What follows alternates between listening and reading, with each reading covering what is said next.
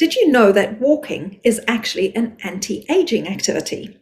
Some researchers used walking groups as their test subjects to see what happened to their brains in terms of learning and aging if they walked with a group of people at least 3 times a week. Now, the walks were not necessarily demanding. It doesn't mean that you have to become a professional race walker to be able to gain the benefits from walking. What they found is that people who are doing this regularly, at least 3 times a week, going out for a walk and hopefully doing that with some other people, so they were building community as well, they were reversing the age of their brain by as much as 2 years. So imagine what that could be like for you. As you're getting older, your brain is getting younger, just by doing that beautiful act of walking.